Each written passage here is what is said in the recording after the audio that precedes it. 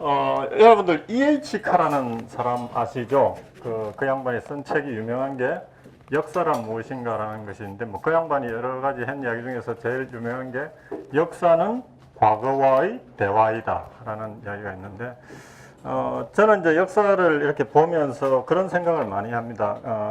특히 우리나라 최근에 이제 뭐 우리나라 옛날에 고구려나 고대사 부분이 많이 되면서 우리나라 역사가 엄청나게 찬란했고 만주 지역에 큰 영토를 가졌었고 그게 이어졌으면은 우리가 훨씬 더 광대한 만주 지역을 가질 수도 있었다. 물론 이제 그런 역사적인 시각도 있고 또 우리가 작년에 살펴봤던 그 일본의 역사 시작이라고 하는 것이 사실상은 우리 반도에서 넘어간 도레인들에 의해서 시작되었고 그의 영향으로 왔다. 저는 거의 그게 맞다라는 심정을 가지고 있습니다만은 역사적인 증거는 이제 없어서 우리가 그게 정사로서 인정을 받지 못하고 있는데, 이제 최근에 어떤 역사적 흐름을 보면 그런 것들을 너무 지나치게 강조해가지고 우리나라의 어떤 우수성, 뛰어나다. 우리가 일본이 우리 때문에 생겼고, 우리 만주 땅도 우리 것이고, 이제 너무 어떻게 보면 약간 국수주의적으로 가는 어떤 그런 것들 흐름도 있고 그러는데, 역사는 과거하고의 대화이다. 그런 측면에서 보면 현재 우리의 현재가 너무 잘 나가고 한다고 해서 교만해서도 안 되고, 너무 우리 지금 현실이 어렵고 힘들다고 해가지고 과거 것을 너무 또 낮춰봐서도 안 되고, 식민지 사관 같은 객관적으로 우리가 역사를 좀 우리가 객관적인 눈으로 보고 지나간 과거 속에서 현재를 우리를 돌이켜보고 좀 더 나은 미래로 가려고 하는 어떤 그런 시각에서 역사를 좀 봤으면 좋겠지. 너무 과거를 포장을 한다든지 치장을 해갖고 자기 만족으로 흘렀어도 또 안 되고. 그래서 우리가 역사를 볼 때 제가 제일 경계하는 단어가 사실은 민족이라는 단어입니다. 그게 어떤 면에서는 사람들의 피를 들끓게도 하고 하나로 뭉치기도 하지만 그런 것으로 인해서 이상한 쪽으로 흐르는 수가 있을 수도 있거든요. 그래서 우리가 역사를 볼 때 좀 객관적으로 좀 이렇게 봤으면 좋겠다는 말씀을 좀 나누고 싶고, 제 역사 강의를 듣다 보면은 특히 우리의 역사를 좀 너무 낮추어서 보는 것이 아니냐 이런 시각이 있을 수도 있습니다. 있는데 제가 하는 역사는 이제 뭐 우리가 학교에서 많이 배우는 왕조 중심으로 뭐 연대순 이런 것들이 아니고 그 역사를 끌고 왔던 어떤 밑바닥의 어떤 큰 구조를 보는 것이기 때문에 뭐 제가 우리의 역사를 너무 낮춰보려는 것도 아니고 있는 그대로 한번 보자. 좀 객관적으로. 우리가 이번 주제의 그 모토가 근대 아닙니까? 근대. 그러니까 그렇게 찬란한 문명을 가졌던 동양이 서양에 의해서 짓밟게 되는 그 근대가 왜 초래되었느냐, 왜 그런 요인들이 그 역사의 근저에 있었느냐 하는 것이기 때문에 그런 관점에서 좀 보시면 좋겠습니다. 지난 시간은 상당 3분의 2 이상을 우리가 서양을 봤기 때문에 이번에 동양에서 시작하도록 하겠습니다.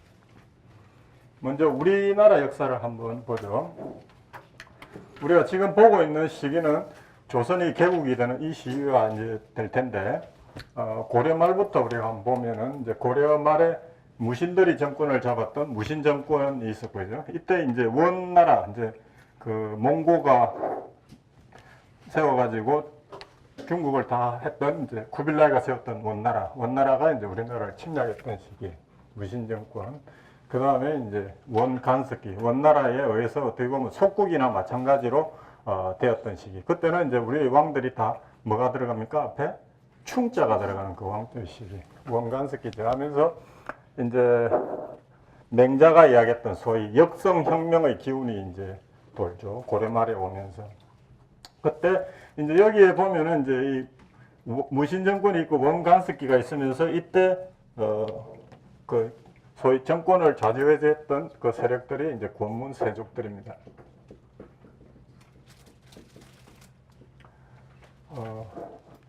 다른 나라에 의해서 우리가 침략을 당했고 그 나라의 어떤 식민정부 비슷하게 나라가 돌아가다 보니까 거기에 결탁한 지배층들이 생겨난 거죠.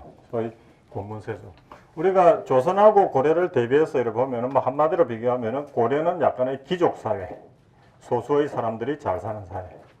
조선은 성리학적 유교에 의한 권위주의적 사회. 그렇지만 저번 주에 제가 이야기했던 보면 다 같이 못 사는 사회. 그런 걸로 우리가 해볼 수 있는데, 이때는 이제 안 그래도 귀족 사회인데 원과 결탁한 소수의 귀족들이 정권을 잡고 좌지우지하는 권문 세족들이 세상이었다는 거죠. 그러면서 이때 이제 우리나라에 이제 나중에 또 좀 보겠지만은 그 노비들이 많이 생겨납니다. 왜냐하면 소수의 사람들이 땅을 다 겸병을 하면서 가지고 그러다 보니 농민들이 어려워지니까 그 밑의 노예와 같은 쪽으로 이제 내려가면서 노비가 이제 이때 일어나게 되는 거죠. 그래서 이때 이제 경제적인 다툼으로서 이제 사실을 봐야 되는 신진 사대부청이라는 게 고려 말에 일어납니다. 이제 주로 그 이색이라고 하는 그 유학자의 제자들 중심으로 해서 우리가 들어봤죠. 정몽주, 뭐 정도전, 권근 이런 사람들이 이제 다 신진 사대부라고 해서 드러나는데 이 사람들의 기본적인 이념적인 것은 성리학. 고려 때 그 누구에 의해서 성리학이 우리나라에 들어왔죠? 안향이죠. 안향이라는 사람이 송나라 때 주의가 정리한 성리학을 들여와서 이제 급격히 퍼지는 거죠. 성리학. 이념적으로는 성리학에 근거를 하되 이 사람들은 주로 어떤 사람들이 있냐면 지방의 중소지주들, 그러니까 땅이 그렇게 크지 않지만 조금씩 가지면서 공부를 열심히 해서 이제 성리학적인 어떤 그 기본적인 교육적인 배경을 가진 사람들. 근데 경제적으로 보면은 권문세족들, 소수의 권문세족들은 엄청난 큰 땅을 가지면서 경제적인 그걸 누리고 있는 거죠. 이 사람들 입장에서는 이제 어떻게 보면 이 지배층들하고 붙어야 되는데 중소지주들, 지방에 근거를 둔 성리학을 공부한 사람들. 그러니까 이 사람들은 중소지주들. 이 사람들하고 이제 대결이 고려 말의 어떤 정치 상황이었습니다. 정치 상황. 그래서 이때 이제 그 급진적으로 이렇게 완전히 이제 나라를 바꿔서 역성형으로 가야 되겠다고 급진주의의 최고 선봉에 나섰던 사람이 누구죠? 정도전, 정도전과 권근. 거기에 반해서 고려 왕조, 왕씨 고려를 지키면서 그 안에서 체제 개혁을 하자라고 나섰던 사람의 대표적인 사람이 정몽주죠. 정몽주하고 사실 정도전은 이색 밑에서 같이 공부했던 동문수학이었던 친구 사이입니다. 근데 이제 이념이 달라져고 나누어지는데, 근데 이제 정도전이 나라를 바꿔야 되겠다. 근데 이렇게 해서는 힘들겠다고 해서 누구를 찾아갑니까? 이승계, 함경도에 있던 이승계를 찾아가서 이렇게 해서는 도저히 왕씨 고려로서는 안 되겠다. 우리가 나라를 한번 엎어서 새로운 나라를 만들자. 해서 이시조선이 이제 만들어지는 것입니다. 정도전에 의해서. 근데 저번 시간에 제가 말씀드렸지만은 정도전이 내세웠던 기본적인 사상은 민본 사상이었습니다. 민본 사상. 민본 사상이었는데 우리가 정확하게 객관적으로 좀 봐야 될 거는 정도전이 머리에 가졌던 민본 사상이라고 하는 것에서는 기본적으로 성리학적인 유학을 기본으로 한 양반계층의 어떤 민본이었지 거기에는 그 노비나 이런 사람들은 제외되어 있고 어떤 여기로 보면 양반, 중인 요까지의 어떤 민본이었지 이 사람들은 제외되어 있었고 그러면서 조선 초기부터 이 노비층이 확 늘어나게 됩니다. 그 이후로 우리가 가만히 생각해 보면은 조선하고 조선보다 조금 더 앞서 만들어진 나라가 중국이 어디라 했죠? 명나라. 근데 명나라하고 조선은 너무나도 비슷한 사회 체제였다. 어떤 점에서? 첫 번째, 농업 중시의 사회. 그러니까 사회를 폐쇄적으로 해금 정책 폐쇄적으로 하면서 농업 지향적인 사회로 가져가겠다. 라고 하면서 뭐 중심? 신사 소위 공부하는 서생들 중심의 사회로 가져가겠다. 라고 하는 어떤 기본적인 그걸 가지고 있었기 때문에 이 민본이라고 하는 데는 전체 민중을 아우르기보다는 이 상층부 사람들 중심으로 끌고 가는 어떤 그런 거였고 그 다음에 기본적으로는 사대주의 사상이 있었다는 거죠. 예? 정도전이 조선이라는 이름을 자체도 그 기자조선에서 나와서 조선이라고 했기 때문에 근데 지금 우리가 사대주의라고 해서 또 비판하기가 그런 게 그때 상황으로 우리가 들어가서 보면 그때 상황에서 전 세계를 움직이는 어떤 기본적인 세계관이라고 하는 것은 중국을 중심으로 한 소위 중화라고 하는 중국을 중심으로 해서 그 주위에 나라들이 서로 사이좋게 지내면서 또 사대하는 그 세계관, 외교관이 기본으로 돌아가는 세상이었기 때문에 지금 우리의 관점에서 그때 사대주의가 나빴다라고 이야기하는 건 전 좀 무리가 있다고. 그래서 정도전이라는 사람은 명이라고 하는 중화 세상이 하는 그 세상 속에서 조선이라는 나라를 새로 만들면서 이름조차도 기자조선에서 따와서 조선이라는 걸 만들면서 중국에서 넘어온 성리학적 기반에 의한 나라를 한번 만들어 보겠다. 그러니까 성리학적인 어떤 그 유학에 근거한 신진 사대부에 의해서 주도된 새로운 나라가 조선이라는 사회라는 거죠. 조선. 그래서 이제 태조가 이제 조선을 개국하고요. 그 전에 우리 이거는 한번 뭐 상식적으로 한번 우리가 왕을 보다 보면 조자 들어간 사람이 있고 종자 들어간 사람들이 있죠, 그죠? 이 차이가 뭐죠? 차이가 이 조는 애초에 나라를 개국하거나 나라가 개국된 이후에도 뭘 이어가다가 한번 끊어졌다가 새롭게 뭔가를 시작하는 의미가 상당히 강했던 왕에는 조자를 붙입니다. 그 다음에는 이제 뭐 종자로 이렇게 일반적으로 가고요. 그 다음에 이제 조나 종같이 뭐 제대로 하지도 못하고 엉뚱한 짓 하고 이런 사람들은 이제 소위 군이라 해가지고 이제 한 격을 낮춰서 부르고.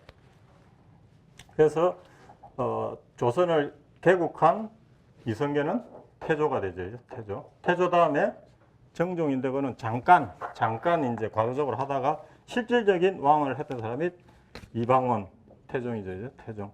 그래서 우리 태종, 세종까지를 묶어서 보면은 정도전이라는 사람은 처음에 이제 그 성리학적 기반에 의해서 나라를 세우면서 이 사람이 조선의 설계도를 그린 사람인데 그 사람 속에 머리에 있던 나라의 기본적인 생각은 뭐였냐면은 왕이 중심이 아니고 왕은 어떤 상징적 존재로 있는데 그 밑에서 소위 성리학적인 어떤 기반을 가진 유학자들, 그러니까 유학을 배운 그런 유학적인 배경을 가진 관료들에 의해서 나라가 운영이 되는 그런 나라를 머리에 그렸습니다. 그러니까 그 관료들의 최고 높은 사람이 누굽니까?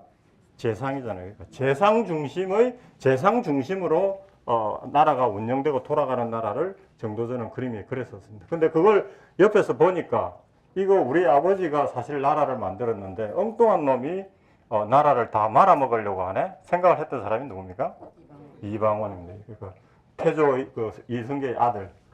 이방원 똑똑했던 아들이죠. 이 도저히 있을 수가 없다. 우리 아버지와 우리가 힘을 합해서 나라를 열었는데 엉뚱하게 정도전이란 사람이 나라를 다 먹으려고 하네. 그렇게 해서 그 일파들을 척결하고 자기가 왕자 2차에 걸친 왕자의 난을 거쳐서 정권을 잡잖아요. 태종. 그래서 태종의 머리에는 어떤 게 있었냐면은 무슨 그 관료들의 중심의 사회야 말도 안 돼. 나라는 왕의 것이야. 왕이 중심이 돼가지고 왕이 끌고 가는 나라가 맞다. 그렇게 해서 태종이 모든 정책을 왕권 중심으로 나라를 재설계를 합니다. 그 정도전이 만들었던 거예요. 그러면서 태종 이방원이라는 사람이 굉장히 그 냉정한 사람이죠. 자기가 그렇게 많은 사람들을 죽이면서 정권을 안정을 시킵니다. 왕권을 강화하기 위해서. 그걸 위해서 다음 아들 때인 세종 때 그 견제받지 않고 정말 왕권을 마음대로 펴질 수 있도록 그렇게 해서 이제 세종한테 주죠. 세종은 첫째는 아니었고 셋째였죠. 셋째인데도 워낙 똑똑하고 착하고 책만 읽고 이러니까 태종이 일찌감치 점지를 해가지고 첫째, 둘째를 제끼고 이제 만드는 거죠. 첫째는 누구였죠? 양녕대군. 둘째는 현영대군이죠. 그래서 첫째는 좀 놀기 좋아하고 뭐 이래가지고 빠지고 둘째는 뭐가 됐습니까? 스님이 됐죠. 스님이죠. 그래서 우리 방배동에 가면 그 일대가 그 현영대군의 땅이 많습니다. 그래서 방배동에 가면 거기 뭐 사당도 있고 막 그렇게 있는데 하여튼 형제들 간의 사이는 참 좋았고 셋째인 충녕대군이 워낙 공부도 열심히 하고 세종이 됐고 그래서 이 시대는 그 왕권이 어떻게 보면 최고로 어떤 그 활동이 활발했던 시기. 그래서 이때는 우리 조선이 굉장히 그 초기에 나라가 세워지자마자 문물이 굉장히 발전하면서 급상승 곡선을 그리죠. 세종은 사실 뭐 우리 역사상에 뭐 전 세계 역사상으로 봐도 정말 유래를 찾아보기 힘든 성군이죠, 성군. 그죠? 훈민정음이라는 글도 만들고 여러 가지 정치적 업적도 있었고 과학적인 발명도 있었고 왕권이 계속 강화되는 그런 시기였습니다. 근데 불행하게도 세종의 아들이 누굽니까? 문종. 문종이 참 똑똑했던 아들입니다. 참 똑똑했던 아들이에요. 인성도 좋고 아버지를 도와서 훈민정음을 만드는데 굉장히 했던 아들이었는데 불행하게도 몸이 너무 약했습니다. 그래서 일찍 죽습니다. 죽으면서 했던 아들이 누구죠? 단종입니다. 단종. 그죠? 단종을 하면서 이제 죽으면서 너무 그 어린 아들이 걱정이 돼서 누구한테 부탁을 합니까? 김종서 황보인한테 부탁하면서 우리 어린 아들 단종을 잘 지켜달라 했는데 세종의 아들인 이제 삼촌 세조가 단종을 죽이죠. 이제. 하면서 자기가 정권을 잡는 거죠. 이때부터 사실 저는 조선의 비극은 시작됐다고 생각합니다. 물론 이제 왕정이라는 게 왕이 똑똑하고 왕이 어떤 철두철미한 어떤 그런 철학적 이념을 가지고 그 옆에서 관료들이 잘 지탱해 줄 때 그게 사실 왕도 정치로서 굉장히 이상적인데 제가 볼 때 태종, 세종까지 잘 되고 있었거든요. 근데 불행하게 문종이 빨리 죽었고 너무 어린 단종한테 내려갔는데 이제 세조라는 사람은 세종의 아들인데 너무 똑똑했던 거죠. 똑똑했는데 이 어린 조카를 보니까 도저히 나라 운영은 못할 것 같고 지가 하면 잘할 것 같고 그렇게 해가지고 옆에 이제 측근들이 많이 생기지 않습니까? 특히 그 옆에 참모가 누굽니까? 계속 꼬드기는 사람. 한명회이죠. 압구정에 자기 그 집이 있었다고 하는. 그래서 압구정이 유명해졌죠. 지금도 집값이 그렇게 비쌉니다. 그래서 그 한명회하고 그 옆에 그 소위 뭐 막말로 이야기하면 약간 양아치 같은 이 깡패 집단 비슷한 어떤 그 무신들이 주의하고 꼬드기는 거죠. 세조 당신이 정말 똑똑하고 힘도 있는데 그 어린 저 조카가 잘 다스리겠느냐. 그 조카를 빌미로 단종을 빌미로 해갖고 김종신, 황보인 이런 몇몇 사람들이 전횡을 누리고 있다. 막 이렇게 해가지고 결국 세조가 일종의 쿠데타를 일으키는 겁니다. 그래서 세조가 정권을 찬탈하는 거죠. 그래서 그때 사육신, 생육신직이 나오고 이렇게 되는데 그래서 이제 이때부터 이제 생겨났던 게 소위 세조를 도와가지고 정권을 잡은 사람들이 소위 우리가 말하는 이제 훈구파라고 하는 사람들이 생겨납니다. 그 일종의 이제 정권을 잡는데 옆에서 도와준 사람들이 다 공신이 되지 않습니까? 그러니까 한명회를 비롯한 소위 그 옆에 그 쿠데타를 성공시킨 사람들이 일종의 하나의 정치적인 그룹을 형성하는 거예요. 그게 이제 훈구파가 돼가지고 소위 조선의 정치를 좌지우지하는 거죠. 조선의 정치를 좌지우.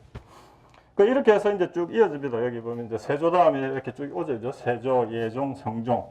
근데 이제 성종도 이제 굉장히 중요한 그 임금이죠. 세조 때, 성종 때 이제 조선의 국가 체계가 완비가 되면서 유명한 경국대전도 완성하고 이제 이렇게 하는데 성종도 상당히 똑똑했던 왕이죠. 똑똑했던 왕인데 정권을 잡고 이래 보니까 너무 훈구파들이 강한 거예요.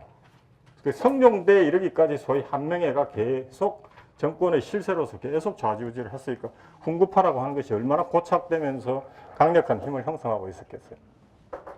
그래서 성종이 볼 때 이 훈구파들을 그대로 놔둬서는 도저히 나라가 안 되겠다 해서 청을 등용을 하냐면 살인파. 그 살인파라는 거 하는 거는 이제 어디서부터 이어져 왔냐면은 고려 말에 이제 등장한 신진사대부 있었지 않습니까? 있었죠? 근데 이제 조선이 개국이 되면서 상당 부분은 자기네들이 배운 그 유학에 보면은 어떻게 그 섬기는 사람이 왕을 때려엎고 새로운 나라를 만들면서 할 수 있느냐 해서 소위 사림, 그 시골로 정치를 떠나서 숨어 들어간 사람들이 많았거든요, 대부분. 뭐 물론 중앙 정치에 그 혁명에 참여해가지고 들어온 사람들도 많이 있었지만 그런 전통이 이어져 왔던 거예요. 그래서 이제 그 시골에 응거해서 현실 정치에 참여하지 않은 많은 사람들이 있었던 거예요. 그래서 이제 살인파라고 불렀어요. 그래서 했는데 성종이 이제 훈구파에 대적하기 위해서 그 소위 사림, 시골에 응거해 있던 사람들을 등용해서 쓰기 시작한 거죠. 그 사람들을. 그래서 이 살인파가 이제 훈구파를 좀 대응해서 정치적인 균형을 이루자라고 해서 이제 이루어진 게 이제 성종 때 등용을 하면서 이렇게 해서 이제 살인파가 전면에 나타나서 이제 정치를 하게 되는데 그 뒤이어서 이제 나타나는 임금이 누굽니까? 연산군. 우리 역사의 최고였던 악군. 이 사람이 이제 나타나면서 또 보니까 이제 사람들이 올곧고 충성스럽고 하니까 뭘 잘합니까? 직언을 잘한단 말이죠. 바른 말.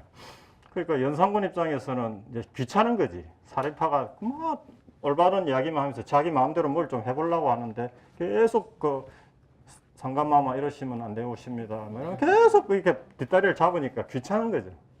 그래서 이제 뭘 일으킵니까? 소위 사화.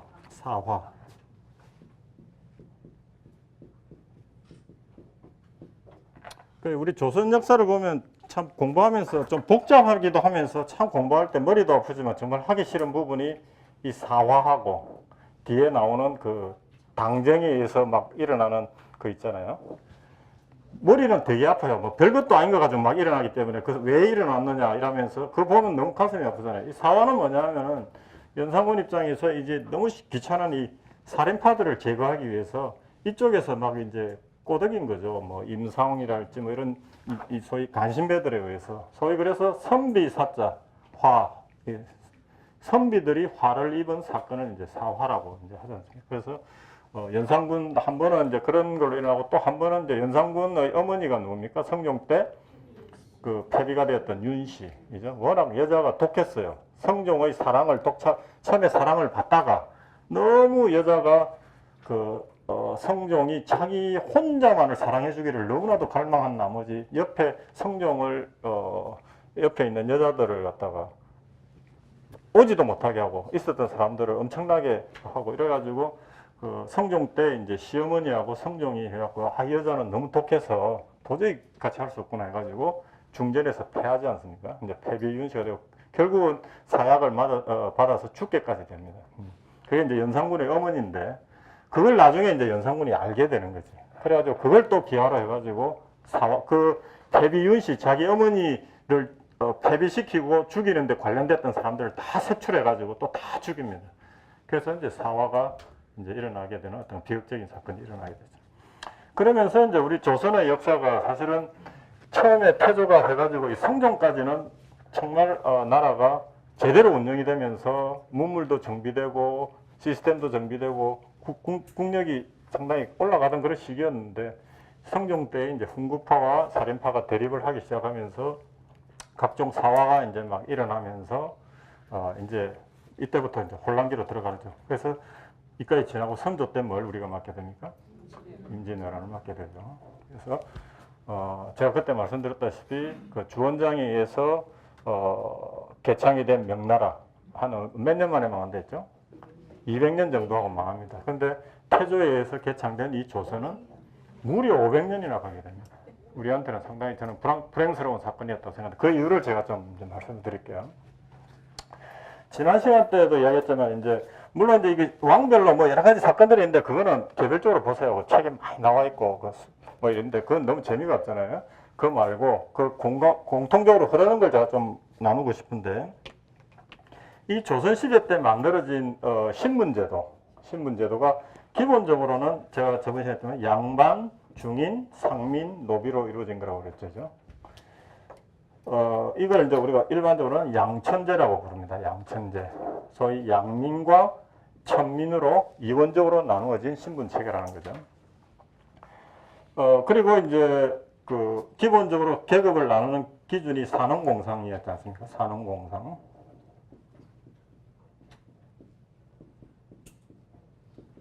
공부하는 선비가 최고 앞자리에 가고 그 다음에 농사 짓는 사람, 그 다음에 뭘 만드는 사람, 파는 사람 이런 순서로 이제 정했는데 아까 제가 말했던 고려는 기본적으로 소수의 귀족이 잘 살면서 다수를 차지하는 소위 상민 중심의 사회였어요.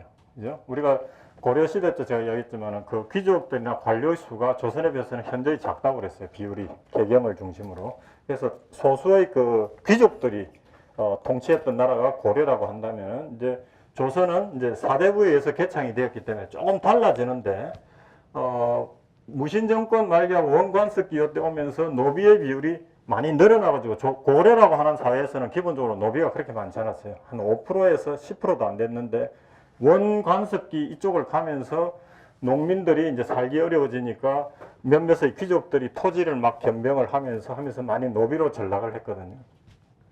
그래서 조선 초기에는 노비의 비율이 한 30% 정도에서 시작을 했습니다. 그 다음에 이제 양반은 그 문관, 무관을 합한 양반. 그 다음에 중인은 뭐 향리나 어떤 통역관이나 뭐 이런 이 관료를 옆에서 도와서 해주는 역할들을 많이 한다고 그랬죠. 그죠? 기술인이나 이런 사람들. 그래서 대략 한 10% 정도씩 된다고 그랬죠. 10%. 그죠? 그래서 한 20% 정도를 차지하는 거예요. 그럼 처음에 상민은 한 60% 정도에서 한 50% 정도에서 시작을 했죠. 이제. 그러면서 이제 이게 시기가 가면서 노비의 비율은 더 늘어납니다. 더 늘어나는 게 여러분 한번 생각을 해보세요. 이제 기본적으로 조선이라는 사회가 농본 사회로 간다고 그랬죠. 농업 중심으로. 그러면 이 소위 기득권을 가진 이 계층 입장에서는 자기가 잘 먹고 잘 살려면 어떻게 하겠어요? 기본적으로 자기의 부의 원천이 뭡니까? 땅과 노비. 이제 땅과 노비라는 거죠. 그래서 어찌됐든 간에 땅을 많이 가지려고 하고 한번 가진 땅은 놓지 않고 계속 가져가려고 하고 그러면서 노비는 이 사람들이 농사를 지니까 자기네들이 짓는 게 아니니까 노비는 계속 늘리려고 하고 근데 이제 왕의 입장에서 한번 생각을 해보세요. 왕의 입장에서 자 왕이라고 하는 거는 일종의 뭡니까? 왕이 대신하는 국가잖아요. 국가는 뭐가 필요합니까? 국가가 돌아가려고 하면 세금이 필요하다는 얘기예요. 재정인데 우리 동양의 기본적인 그 세금 체제가 뭐라고 그랬죠? 그 당나라 때 만들어진 조용조잖아요. 조용조.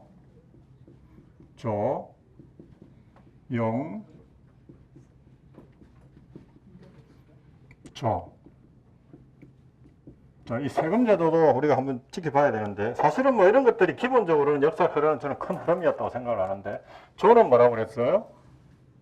땅에서 받는 세금. 그러니까 땅에서 농사를 지어갖고 수확물의 일정 퍼센트를 받는 세금. 그 다음에 용은 사람 몸으로서 국가에 내는 거. 그러니까 군사의 업무나 국가의 무슨 역사를 할 때 몸이 나가서 자기의 근로를 제공하는 거. 그래서 군역 내지는 부역이라고 그랬죠. 그 다음에 조는 뭐라고 그랬어요? 특산물. 각 지역마다 산물이 있지 않습니까? 그럼 그런 것들이 이제 모아져 가지고 왕실이나 이런 데서 필요한 물건들을 이제 공급하는 그거였잖아요. 조용조. 자, 그러면 이제 왕을 중심으로 한 국가 입장에서는 뭐냐면은 이 양반 중인들은 세금을 많이 낸다 해서 안 낸댔어요. 안 냅니다, 이제. 그 대신 이 사람들은 이제 국가의 관료로 들어가게 되니까 국가로부터 월급이나 이런 걸 받는 거죠. 그래서 조선은 이제 처음에는 땅으로 줬어요, 땅으로. 땅으로 주면서 우리 동양의 그 토지 사상은 뭐라 그랬어요? 누구의 것이랬어요? 전부 다 기본적으로 천자 왕의 것이에요. 왕토 사상. 그러면은 이제 관료들한테 주는 거는 내가 너한테 땅을 줄 테니까 그 땅에서 농사를 지어 가지고 거기에 나오는 소위 이런 세금 받을 권리, 수조권을 네가 대신 행사해서 먹고 살아라. 그죠? 그래서 처음에 이제 국가에서 처음에는 그 과전법이라고 해가지고 경기도 일원에 관료들한테 땅을 나눠줬어요. 그러면서 이제 그 관료들이 그 땅을 자기가 가지게 된 거잖아요. 그러면은 그 밑에 농민들로 하여금 짓게 해가지고 거기서 나온 것들 이런 형태로 수조권을 가지고 이제 살았던 거죠. 그래서 이제 과전법, 직전법, 나중에는 이제 그 국가에서 직접 그다고 녹봉을 주는 형태로 자꾸 변하게 되는데, 그래서 이제 이 사람들은 기본적으로 이런 거 안 내고 자기가 여기서 해가지고 먹는 거니까 왕을 중심으로 국가가 가려고 하면은 이 소위 상민들이 두텁게 형성이 되면서 여기서 조용조가 원활히 거쳐야 나라가 잘 운영이 되죠. 이제. 그래서 우리가 여기서 엿볼 수 있는 거는 어느 나라든, 세계 어느 나라든 소위 이 중간 계층이라고 하는 소위 중산층이 아주 두텁게 포진하면서 여기가 건강한 사회가 보면은 아주 그 국가나 다니던 그 지역 자체들 이런 게 보면은 건강하게 돌아갑니다.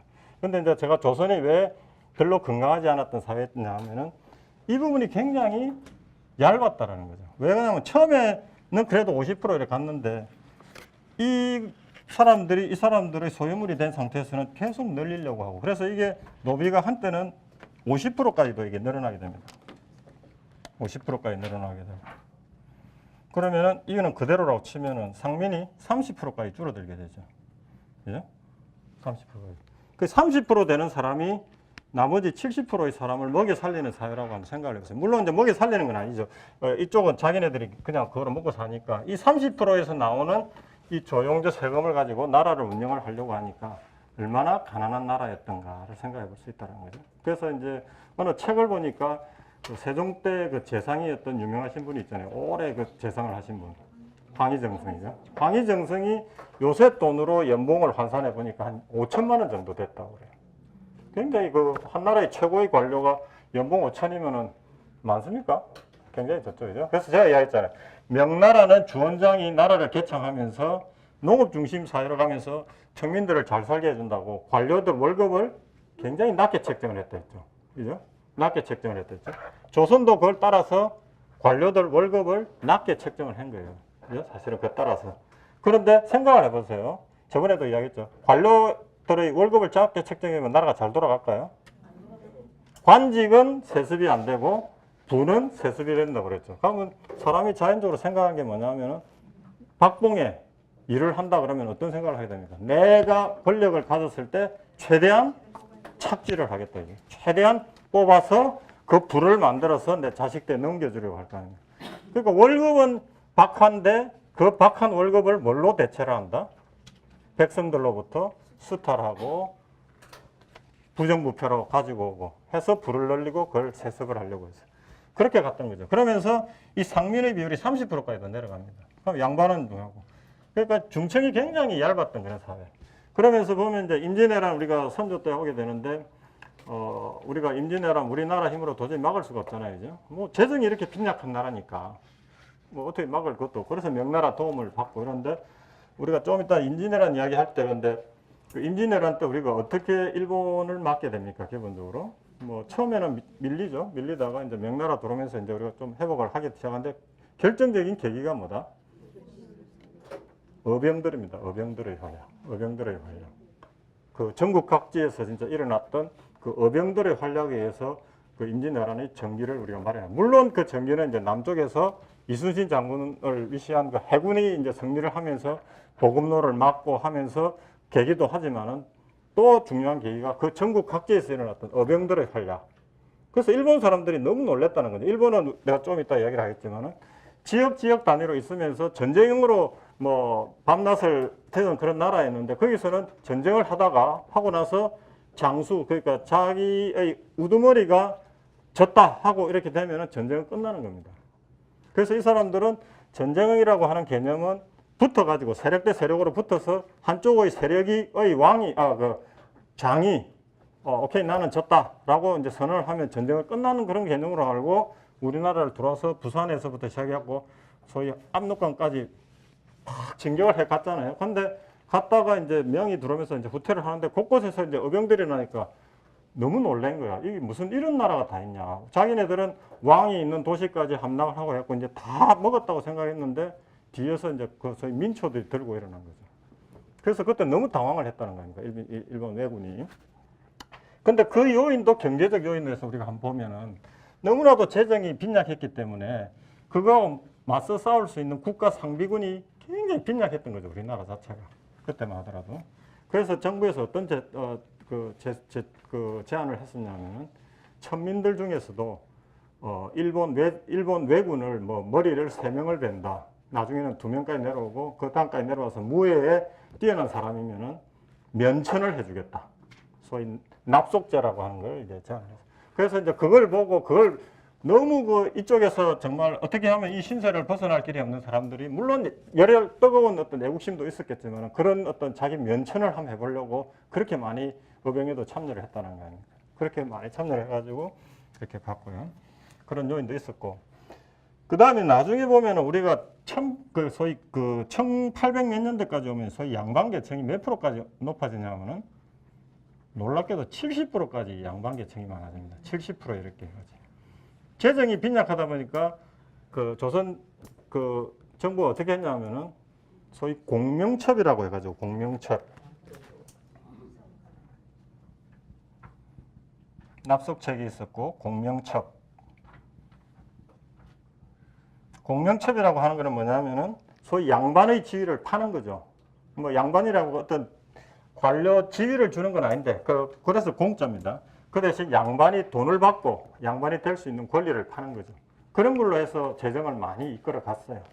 그래가지고 소위 세도 정치가 막 행하던 소위 1800년대 그 양반의 비율이 한때는 70%까지 이르게 됩니다. 70%까지. 그래서 이제 보면은 이제 이 계층은 계속 늘어나고 상민 계층은 소위 이 납속 체계에서 국가에서는 이쪽에서 상민을 좀 늘려보려고 했고 그러니까 국가 입장에서는 세금을 내는 건전한 중산층 계층을 좀 키워보려고 하는 거고. 근데 자기의 재산, 소위 노비는 인간이 돼 인간이 아니에요.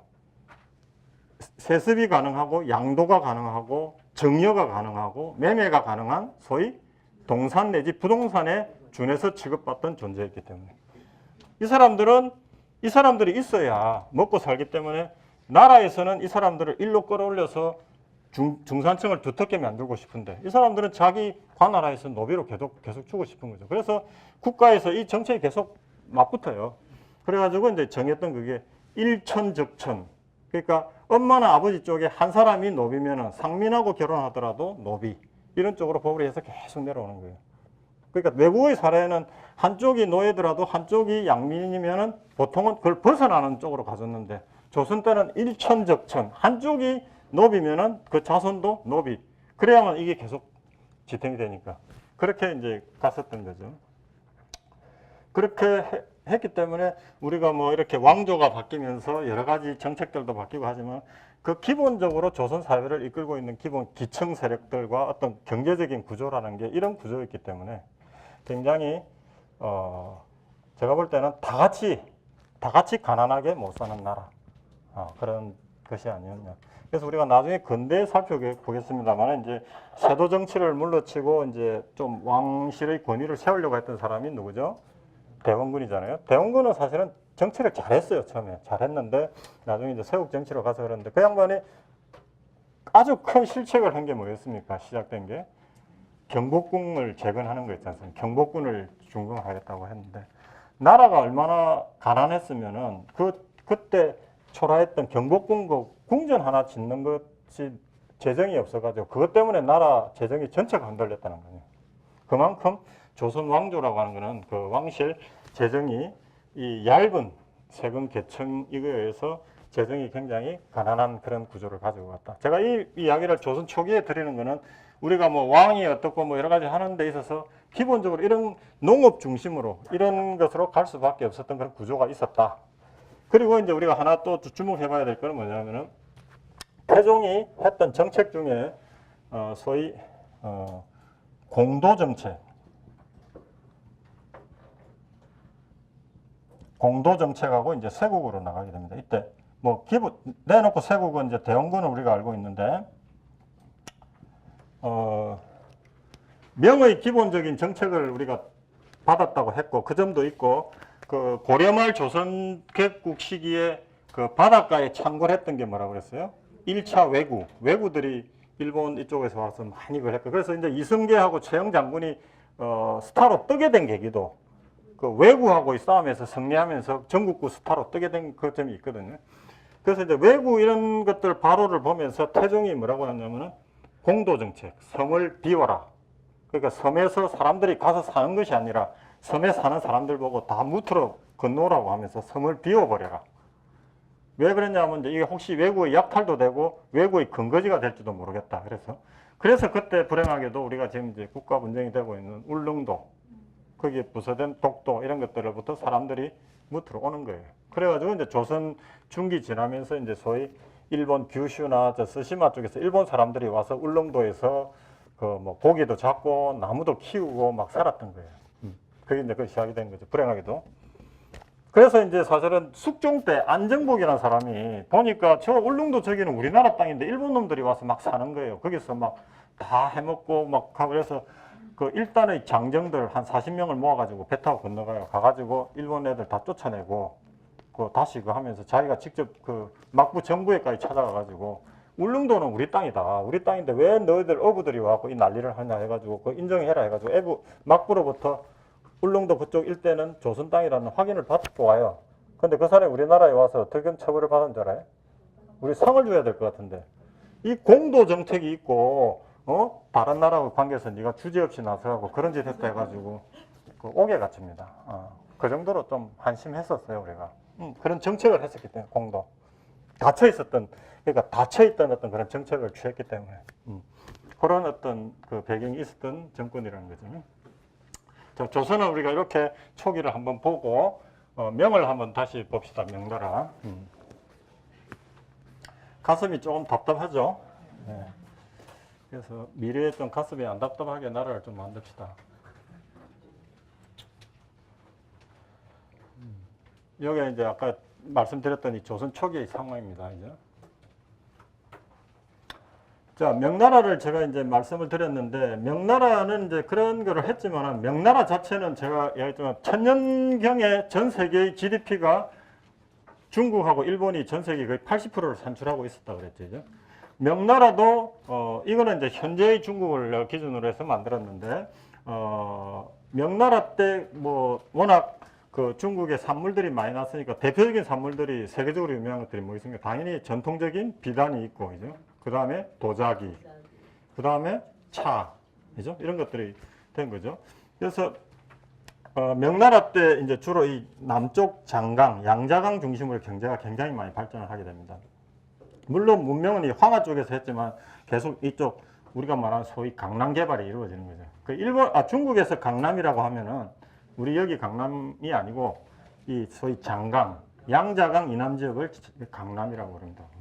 이쪽인데 명나라 때 이제 소위 아까 말했던 비단의 어떤 특산물 지역에 되면 그 상해 밑에 보면 수저우라고 있죠. 서주, 수저우, 거기에 비단, 그리고 이쪽에 그 도자기, 장덕진이나 이런 쪽 소위 장강 하류 지역의 소위 특산물 이런 것들의 이제 산지가 생기면서 벼농사 중심지가 여기 중류 지역에 이제 대단히 발전을 하게 됩니다. 제가 그때 그랬잖아요. 여기 있는 그 동정 호수를 전으로 해가지고 호북성, 호남성으로 나눈다고 했거든요. 그래서 요 지역이 이제 그 명나라 중기 들어오면서 소위 그 곡창지대로서 이제 그 벼가 많이 자라는 거예요. 그래서 이 장강 하류 지역은 소위 그 비단, 뭐 도자기, 차 이런 특산물 지역. 그래서 지금도 우리가 그 항저우에 가보면 항저우는 차의 특산물. 그 다음에 수저우 가면 그런 비단 특산 지역이거든요. 지금 물론 이제 뭐 딴 데로 이제 많이 갔지만 아직까지 전통 도시로서 그런 게 남아 있습니다. 그래서 여기는 소위 수공업 중심으로 해가지고 이것들이 전 세계에서 소위 그 선호를 받는 특산물들이기 때문에 수출이 막 되는 거죠. 수출이. 그 대신 여기에 있었던 곡창지대 역할을 이 장강 중류 지역으로 넘어오게 된 거죠. 그러면서 이제 그 경제적인 번성을 하게 되는데 중국이 엄청나게 번성이 된 그 여기는 이제 제가 후반부에 우리가 그 서양사 할 때 제가 좀 더 자세히 이야기하겠습니다. 기본적인 어떤 그 구조는 어떻게 되느냐 하면은 이제 이때 내가 서양사 후반부에 이야기하겠지만은 이제 유럽에서 소위 아메리카를 이제 식민지화 했지 않습니까? 그죠? 여기서 대량의 어떤 은이 나오는 거죠. 그 다음에 유럽은 여기서 이제 이때만 하더라도 자기네들이 뭐 팔아먹을 게 그렇게 별로 없었어요. 팔아먹을 게 별로 없었고. 그럼 얘들은 이제 그때, 동양에서 뭘 가져간다 그랬죠? 비단, 도자기, 차, 이 향신료, 이런 것들. 엄청난 수요가 있었지 않습니까? 옛날에는 이제 중국에서 이 초원길, 비단길, 이 바닷길로 이렇게 가가지고 이쪽 지중해 무역을 통해서 갔다고 그랬잖아요. 근데 이제 저번 시간에 했던 이제 신항로가 발견이 됐지 않습니까? 그죠? 신항로가 발견이 됐잖아요. 그럼 이 신대륙에서 은이 들어오고, 여기서도 은이 들어오고, 그럼 이 동남아 쪽에서는 향신료, 이죠? 후추, 뭐, 육두구, 뭐 이런 계피, 이런 향신료가 유럽으로 가고, 중국에서 비단, 차, 이런 것들이 이제 수출을 가면서 이쪽으로 은이 들어오는 거예요. 그러니까 이때는 소위 전 세계의 은이 명나라로 모여든다고 해갖고 소위 은의 무덤이라고까지 명나라가 불렸어요. 왜 그렇게 그 은이 이쪽으로 집중될 수밖에 없었냐, 명나라가. 초기에 이제 명나라가 그렇게 갔지만은 기본적으로는 이제 봉쇄 정책을 하면서 경제를 하는데, 명나라가 통일을 했지만 여기 위쪽에 그 소위 물러간 몽고족들하고 외구 이런 쪽에 계속 침탈을 받고 하면서 이제 나라가 어려워진다고 그랬잖아요. 그 기본적으로 명나라가 어려워진 이유는 첫 번째는 환관이 너무 많았다 그랬죠. 환관. 이제 환관들이 황제를 둘러싸고 제대로 된 정치를 하는 것을 막았고, 그 다음 두 번째, 제가 첫 번째 제일 중요한 건데, 그게 뭐라고 했어요? 기본적으로 명나라가 무슨 중심의 사회? 신사. 이제 신사. 그러니까 신은 시험을 과거제를 통과해가지고 관료가 된 사람, 사는 과거를 통과해가지고 관료 아직 임명을 못 받은 예비 관료 세력. 그러니까 신사라고 하는 그 사회 계층이 중심이 된 사회라고 했잖아요. 그 사람들이 뭐 우리나라 말로 치면 신진사대부예요. 신진사대부. 신사 중심의 사회였기 때문에 거기도 비슷한 구조를 가져가고 있는데, 그 사람들이 제가 말했더니 신진사대부도 마찬가지고 신사들이 어떤 경향을 가진다고 했죠? 공부만 하고 과거를 통해서 관료가 됐으니까 이 사람들이 권력을 가지면 시간이 지나면 어떻게 된다? 당을 지어서 싸움을 한다. 그죠? 과거를 했기 때문에 자기 스승이 누구다. 그리고 내가 과거에 통과돼서 관직에 나가는데 어느 줄을 섰다. 이렇게 하고 파가 날리는 거예요. 그죠? 물론 처음에는 그 유학에 대한 이념의 차이 때문에 나누긴 했지만 당을 이루는 거예요. 그래서 그 당을 이루어서 싸우는 거예요. 당쟁. 좋은 말로 붕당이라고 그러고. 그래서 그 소위 신사계층, 우리 같으면 신진사대부, 이 유학자들을 중심으로 한 관료 계층들이 당을 지어서 싸우는 소위 붕당 정치로 들어가게 되는 거죠. 그러다 보니까 이런 전 세계적인 구조에서는 전 세계의 자원이 모여드는 구조를 가졌지만 그것이 안에서 어떤 산업화되고 어떤 생산적으로 흐르는 것이 아니라 그 내부 어떤 그런 걸 하니까 명나라가 나중에 쇠해서 결국은 망하게 되는데, 그래서 중간에 장거정이라고 하는 아주 유능한 재상이 나타나게 됩니다.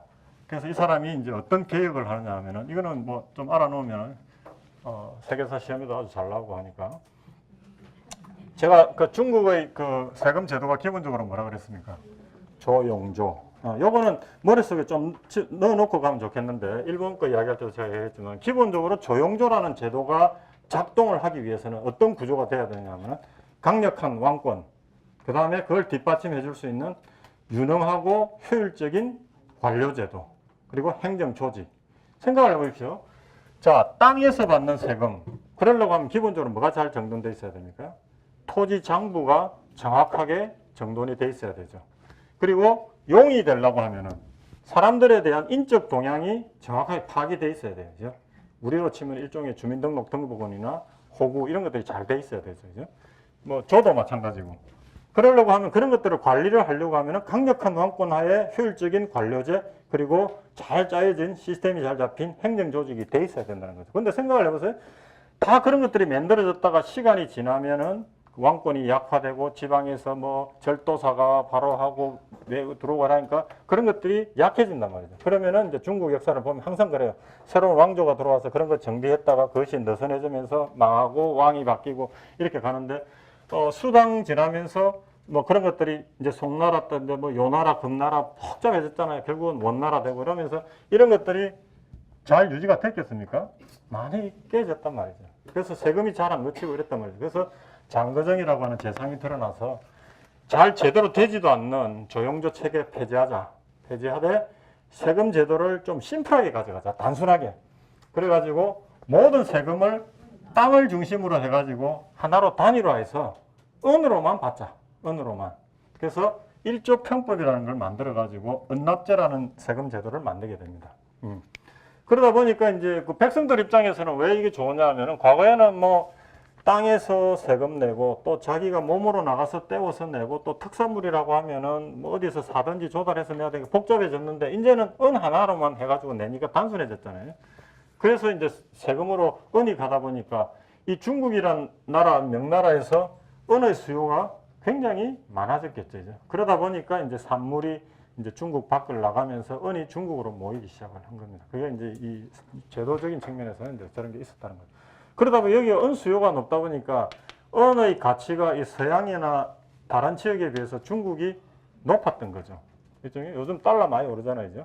달러가 요즘 이제 1200원 가까이 갔는데, 우리나라에서 달러가 1200원인데 저 일본 갔더니 같은 거로 1300원 준다 그러면은 당연히 그쪽으로 이동을 하겠죠. 물론 이때는 그때만큼 뭐 실제 타임으로 움직이지는 않았겠지만 명나라에서 쳐주는 은의 값이 더 높았다라는 거죠. 그래서 이제 명나라의 소위 첨단 제품인 비단이나 차, 뭐 도자기 이런 것들을 수입도 하면서 은도 공급하고 이런 구조로 이제 여기 그 세계 경제가 돌아가는 그런 구조예요. 근데 이제 아까 말했던 이제 그 명나라 하반기로 오면서 이 사람이 그렇게 개혁을 했음에도 불구하고 개혁에는 뭐가 따른다? 항상 반발이 따르죠. 특히 뭐의 반발? 기득권층의 반발. 이 사람이 10년에 걸쳐서 개혁을 했는데 불행하게도 조금 젊어서 돌아가십니다. 그랬더니 그거에 의해서 피해를 받던 소위 황관들이나 그 기득권층들이 돌아가시자마자 바로 뒤엎어버리는 거죠. 그러면서 무능한 황제들을 황제님은 편히 쉬시고 노십시오 하면서 이제 황관들과 이제 소위 그 관료 계층들이 이제 나서갖고, 관료들은 당쟁, 황관들은 막을 치고 지 혼자 다 헤쳐먹고 뭐 이렇게 하면서 이제 명나라가 쇠퇴해 가는 겁니다. 그렇게 좋은 어떤 경제적 구조를 가졌음에도 불구하고 이렇게 가는 겁니다. 그래서 명나라가 이제 가고, 그래서 이제 일본하고 하면서 마지막으로 이제 임진전쟁에서 이제 전철을 하러 간데, 자 그럼 10분 쉬고 일본 이야기를 하도록 하겠습니다.